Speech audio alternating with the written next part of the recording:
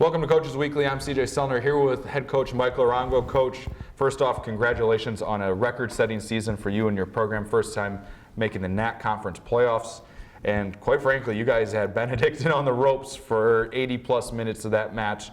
Just your overall thoughts on the playoff match before we start talking about the season as a whole. What a match. There's not enough words in the English language to describe the level of the intensity, the quality of the match, and the back and forth between the teams. The level that our guys have come to again from August to that match, who really, I think, probably could have earned the match easily. Didn't go our way, but wow, what a great group and a great game. What's it say about, we kind of talked about all year, it's a very young group that you had this year. For them not to be afraid at all, Benedictine scores right away in the opener, and then they just came roaring right back. Nerves didn't get to them because that could easily swung the other way and have been a very one-sided match, but your group comes out and kind of punches back and takes that lead just 10, 15 minutes later.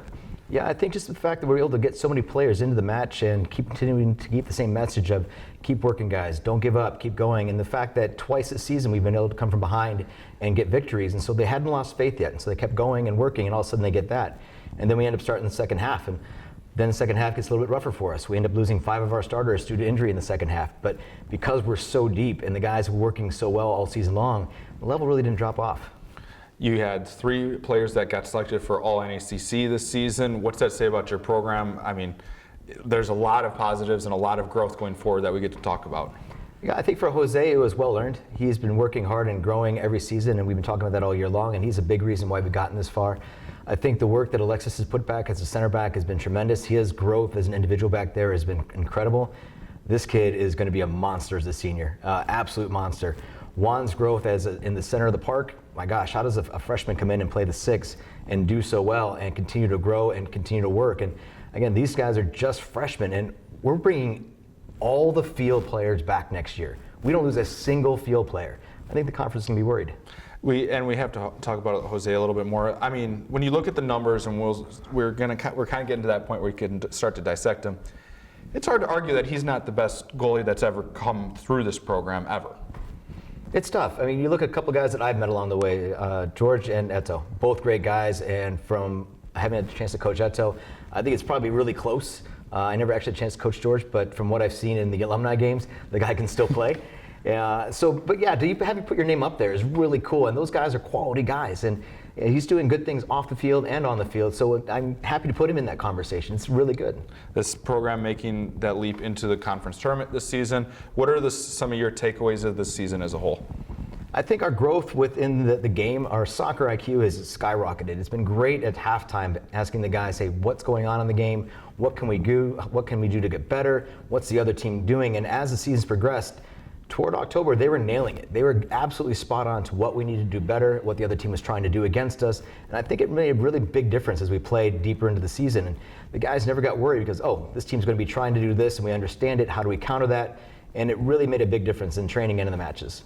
You've had a very successful season, a lot of people to thank with everything that's kind of gone on. Just final thoughts and kind of wrapping up the 2019 season for the Cougar men's soccer program.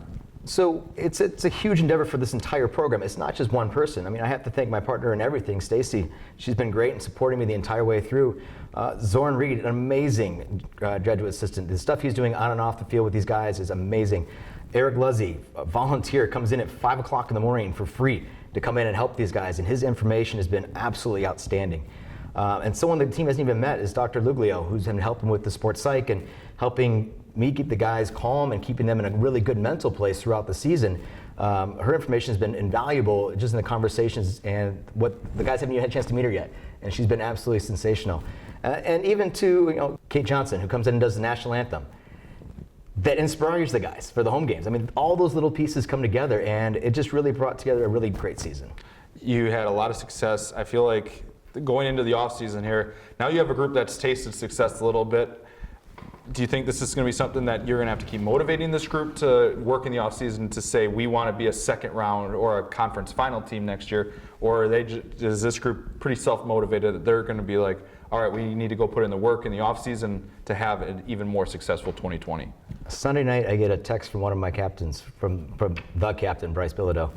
Hey, Coach, the guys want to play futsal. Can we get keys and a soccer ball? Less than 24 hours after the Saturday match. The guys are already playing a couple days right now already. They're getting ready to get back in the gym. there's no motivation. These guys are excited and they understand that this is not going to be easy. They understand that our wins were all very close throughout the year and that no match is going to be easy throughout the year. And you look at the results and 2-1, 2-1, 2-1. Was it 5 in a row at some point like that? And it's crazy how close everything was. So they're not taking anything for granted. They know that they have to get bigger, faster, and stronger to really take that next step. Coach, I want to thank you coming in. Congratulations on a wonderful 2019 season. Thank you. There's going to be a lot of buzz around this program going forward, and it's all thanks to you because it all starts at the top. Thank you. For Coach Michael Arango for the final time here for the 2019 Coaches Weekly Series, I'm CJ Sellner. Thank you for tuning in. You can always find more information about the men's soccer program at cucougars.com.